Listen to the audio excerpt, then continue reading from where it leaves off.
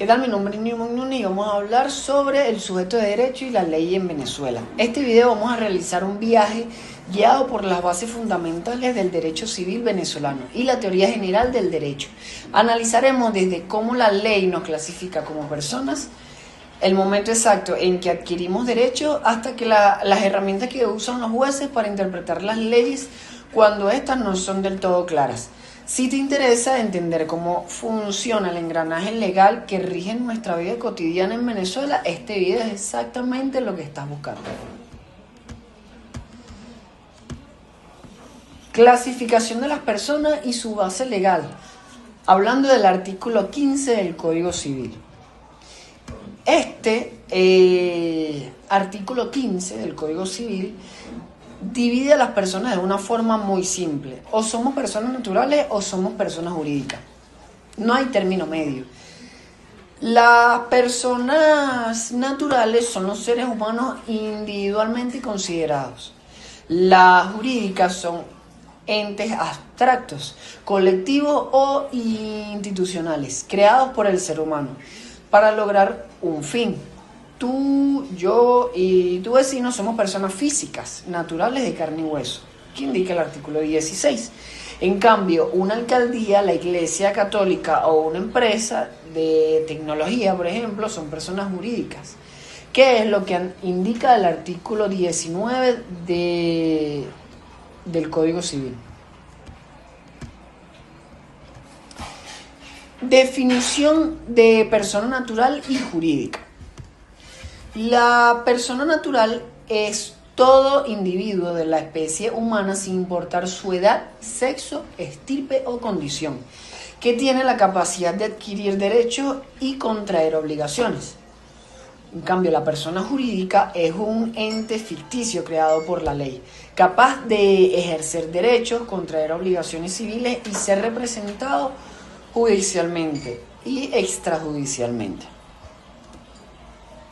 En Venezuela, seguimos la teoría del nacimiento con una hermosa excepción de protección llamada teoría de la ficción o de la concepción.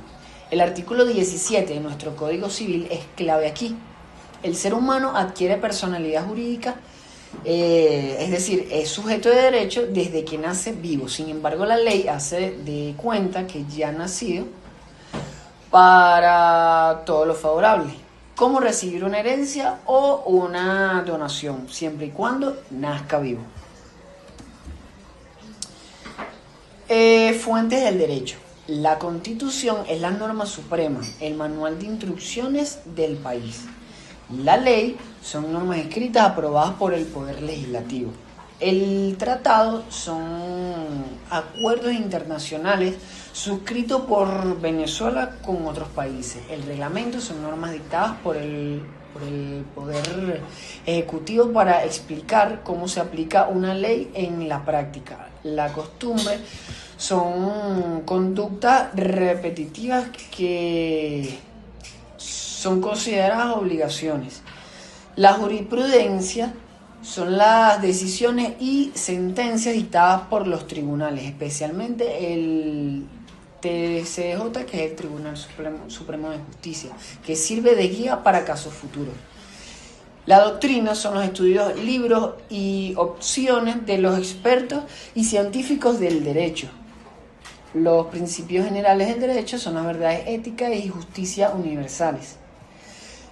Si hablamos de las lagunas legales y la analogía, cuando un juez se enfrenta a un caso y se da cuenta de que no existe una ley específica para resolverlo, eso es una laguna.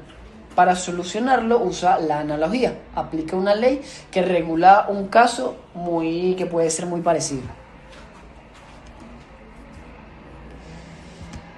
El sistema de interpretación del derecho. Hablemos del artículo 4 del Código Civil.